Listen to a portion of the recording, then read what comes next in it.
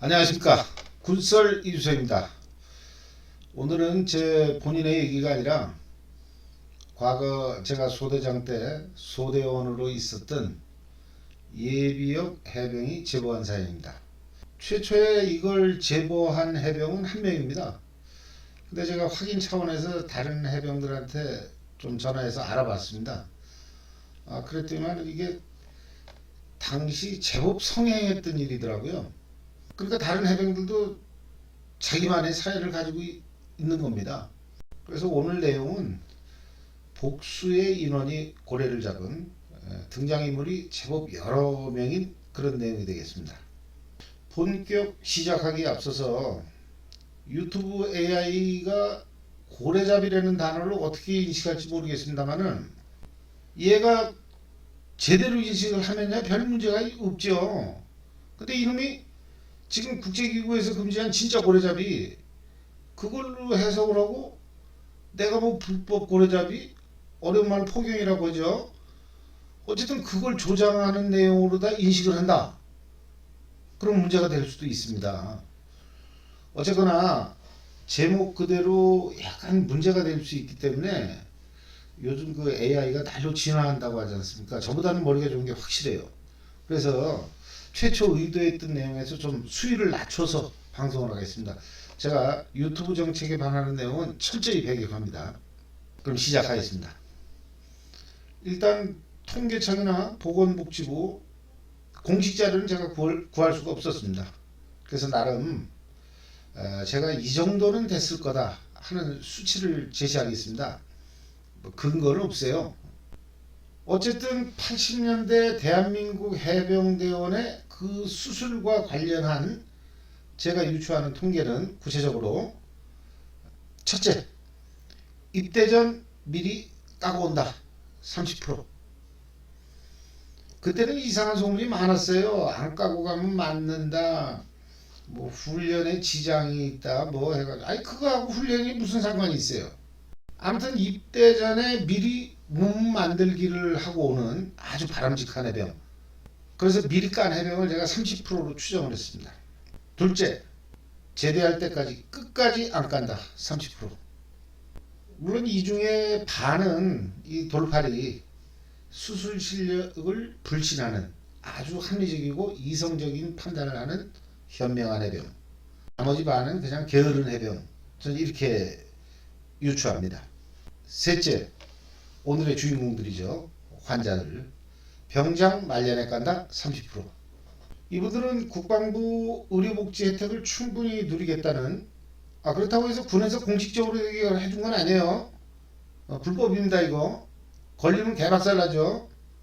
실밥 풀지도 않은 상태에서 포복 한번 해보세요. 저 4.17 초소에서부터 중대본부까지 기어 올라오면은 아주 처참한 몰골이 됩니다. 거기가 실제로 있어요. 제보 내용 중에. 아무튼 이분들은 상당히 경제적인 해병들이라고 봅니다. 그러면 각 30% 나머지 10이 빈다고요. 10%가 이분들은 자동입니다. 자동. 우리 한민족한테는 아주 특이한 케이스죠.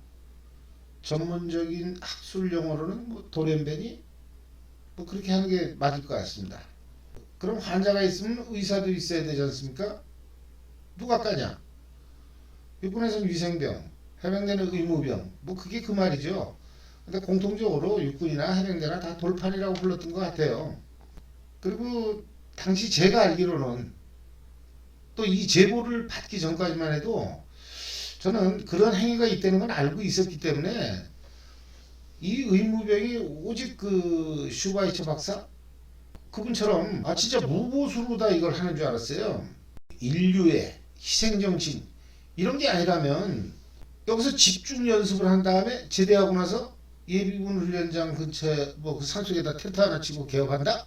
그렇게 장기 플랜을 세울 돌팔이는 없었을 것 같습니다. 제가 이 얘기를 왜 하냐면요. 충격적이게도 환자들이 병원비를 냈다는 겁니다. 상당히 구체적입니다. 내용이. 한 번 까는데 8,000원.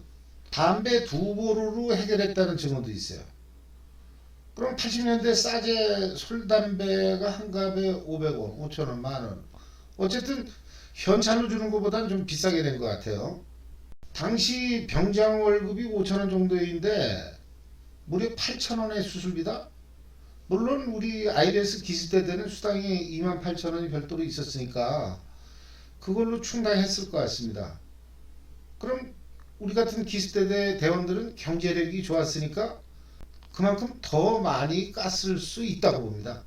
소위 월급이 16만 원 정도 했죠. 그러면 이 의무병 입장에서 한 달에 20명만 까면은 걔 수입이 나보다 많은 겁니다.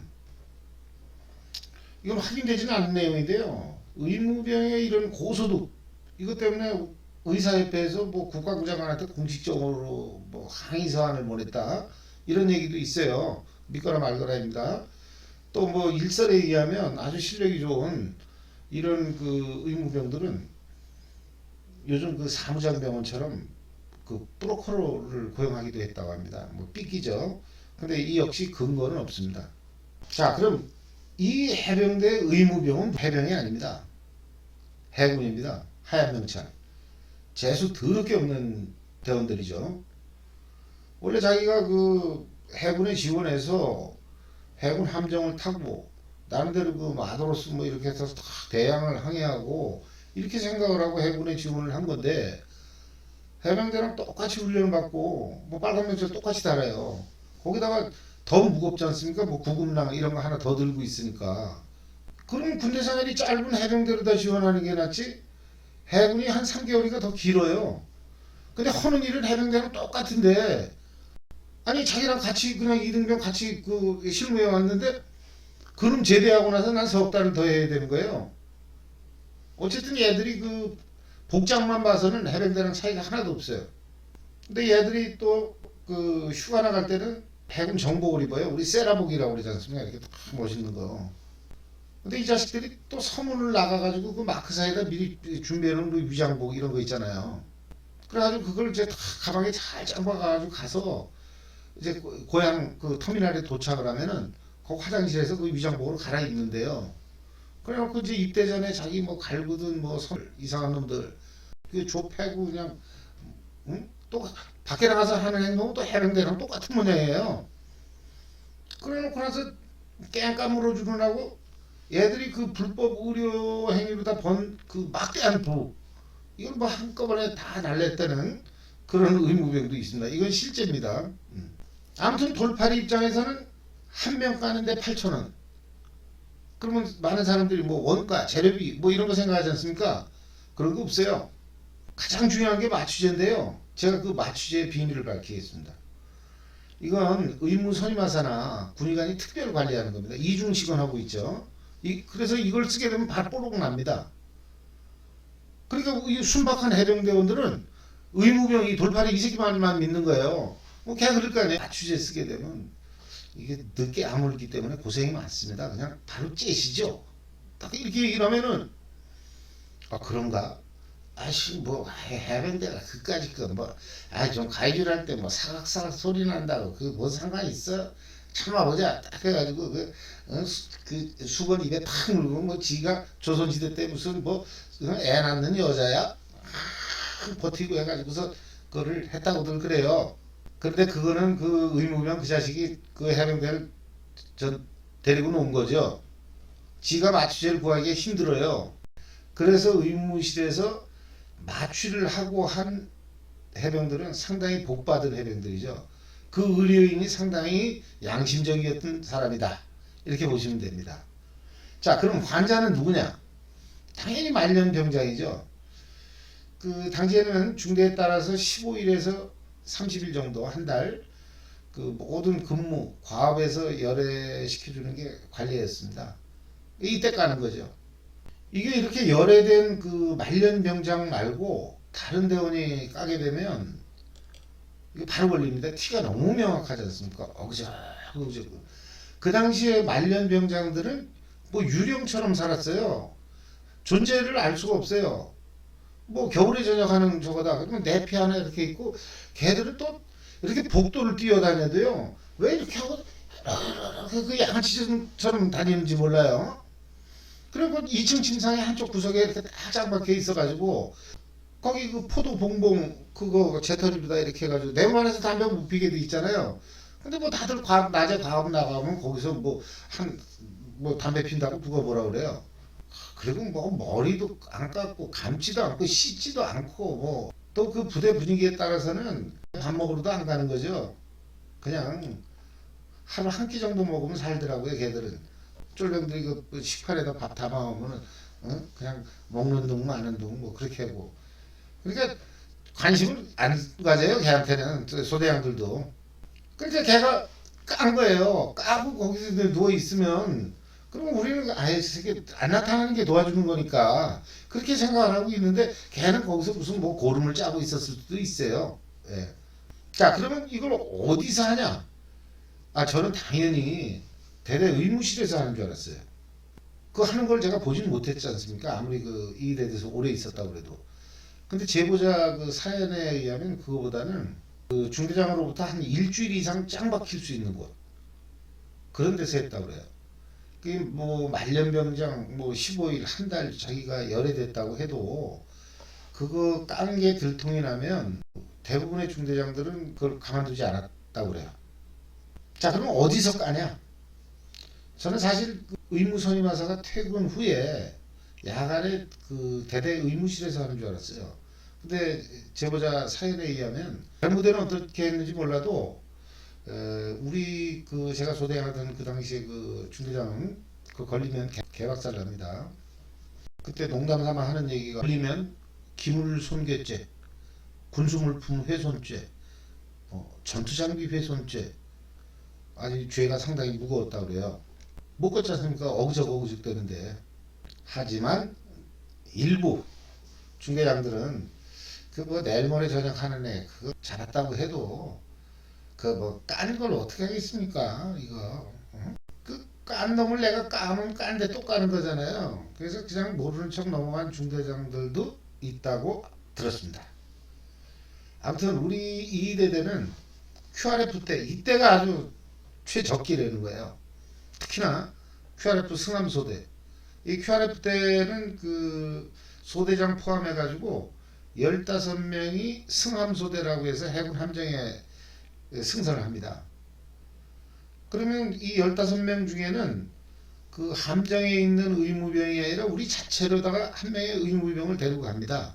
그럼 얘는 드디어 자기 소원인 원래 입대 전에 꿈꿨던 드디어 그 배를 탄 거죠.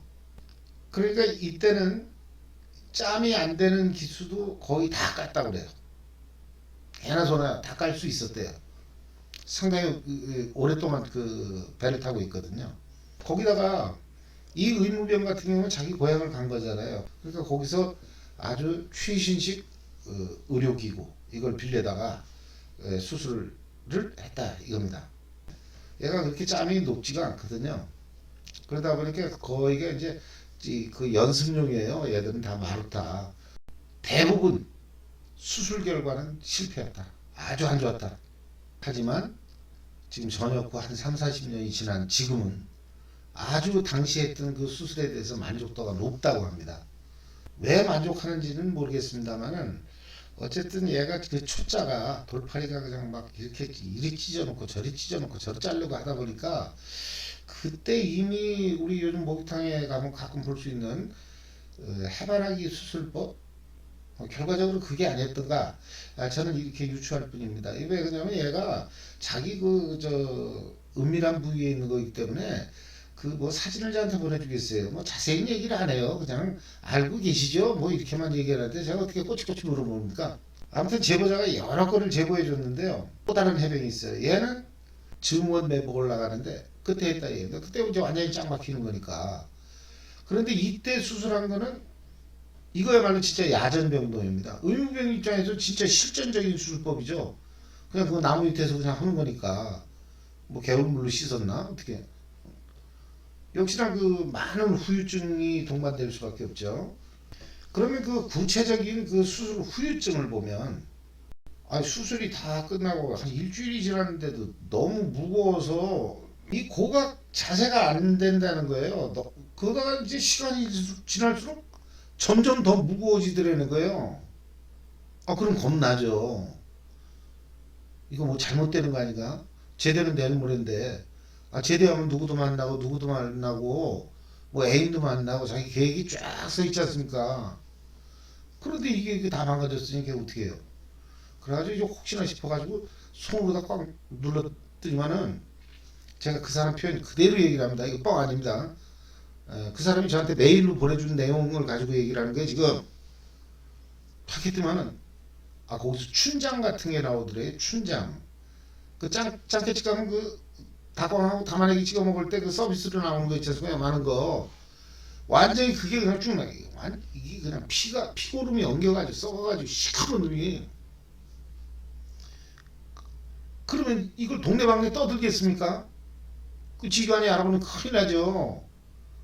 그러니까 이럴 때 이제 해병대 전통가요에 나오는 그 뭐 치료법 있지 않습니까? 국속고 뭐 뒤고 거기에 나오는 거 뭐 부러진 데는 철사줄을 매고 뭐 찢어진 데는 뭐 반창고를 붙인다나 뭐 어쩐다나. 근데 그게 춘장 같은 놈이 거기서 한 고부가 나왔는데 그걸로 되겠습니까? 그 이제 어렵사리 이제 마이신 구해 와가지고 당신은 이제 의약분업 전이잖아요. 그게 약국에 가도 처방전 없이 그냥 살 수 있어요. 마이신 주세요. 그러면 상대 약사가 이렇게 씩 묻죠.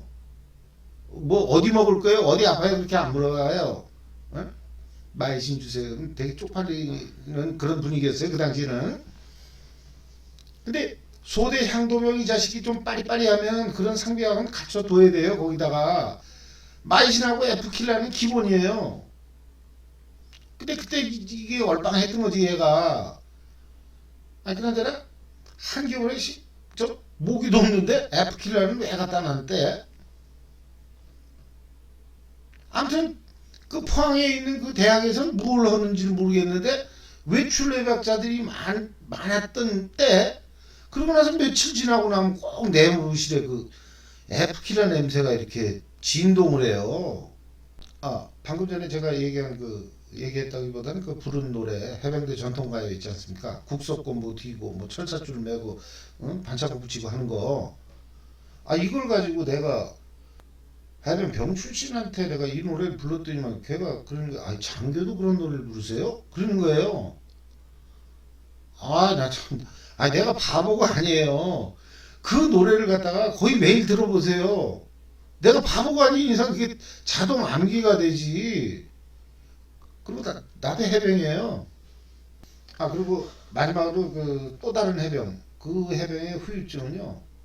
이거를 그 균일하게 이렇게 절개를 하지 않고 그 위생병이 의도적이었는지 실수였는지 위쪽을 많이 팠다 그래요. 위쪽을.